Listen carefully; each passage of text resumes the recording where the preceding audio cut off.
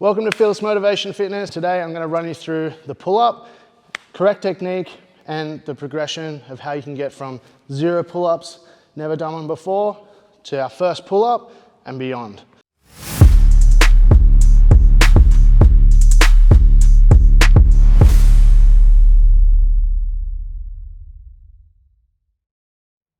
All right, so first things first, we're going to run you through technique. So it's important when you do the pull-up that we have the correct technique, so we're not putting any unnecessary stress on our shoulders, and also to put us in the correct position to target the correct muscles.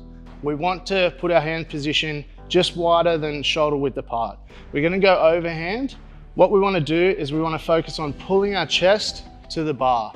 That's important because we don't want to be rolling our chest forward. We want to be directing our chest up and towards the bar. It might seem ironic, but it's called chin up because you want to have your chin up. You don't want to let your chin drop down. Always looking up at the ceiling, and that's going to help direct our chest into the right direction. When we're doing the pull-up, we want to imagine pulling our elbows down through the ground and pulling them in by our side. Again, notice that my chest is forward and directed up towards the bar. If it helps you think about the exercise correctly, you want to think hips forward, knees back, and we're going to be in this sort of semi-arch position, and that's going to put our shoulders in a nice safe spot, so we're going to pull down. Remember, our shoulders don't ever want to pull on a fully upwards or fully perpendicular direction. Always want to be working on that slight angle, and that's going to keep our shoulder nice and safe. All right, so first we're going to start with the band just to make it a bit easier. So I'll show you how to put the band on the bar, yeah? So you're going to grab the end of the band, we're going to flick it over, and then we're going to bring the long head up and through. You're going to pull it tight, and the band's going to be there on the bar like that. You're going to have this long end down here, and this end we're going to put over our foot. All right, so now we're going to get Mallory to demonstrate our first half of the progression. So she's going to get up on the chair. We're just going to help her put her foot through the band, and this is just going to give her that little bit of upward help. So what she's going to do, she's going to jump up and just hold herself, and then just come slowly down and then back onto the chair, and then she's going to jump up again, jumping up, holding, and straight down, slow as possible. Okay, so this is going to be helpful because at first you're not going to be able to do the upwards part of the movement. It's going to be a lot easier for you to jump up and let yourself down slowly through the eccentric, which is the downwards half. So by doing this over and over, you're going to train your muscles to have more and more control over that descent, and you're going to build up that strength in the lats. So once the strength builds up and up, eventually what you'll be able to do is you'll be able to hold yourself at the top, and you'll just be able to stay there. So that's the next part of our process of training. And she's just going to hold herself there. She's going to time it. Now, you might want to use a little bit of progression here and time yourself and see how long you can hold yourself up there. So Mallory's just going to come down now. And then every time she does this, she's going to try and get a little bit longer, a little bit longer, a little bit longer, and always doing that eccentric once she's done, nice and slow.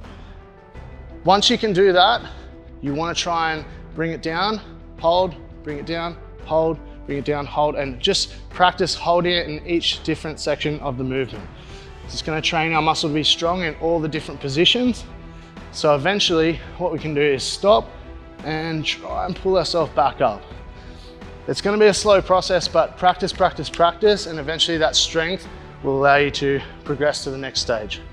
So now she's going to show us a demonstration of holding it in all the different positions. So she's going to come down a quarter, hold, down a quarter, hold, and down to the bottom and stepping off. And then again, and down a quarter, down a quarter, down a quarter, and beautiful. Awesome. So once she has practiced that, she can move on to the next step, which is trying to get our first concentric. So next, she's going to try and do a concentric, her first concentric with the band. So our upward stroke. Pull, beautiful. And again. And one more time. And stepping off.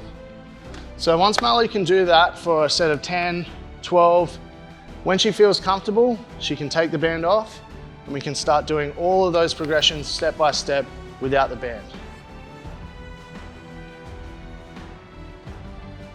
So after you've done all those steps with the band, what I'd recommend is go back to the step 1 and do all of the other steps without the band. When you're comfortable, you can build your way up to doing your first unbanded pull-up. Now, of course, you can skip steps and take it further, whatever you're comfortable with. It's just really based on how quickly your strength progresses. So if you want to skip straight to bandless, doing the concentric, you're more than welcome to do that. Let's give it a go. Remember, sticking to that form and chin up, yeah? Awesome. And cool.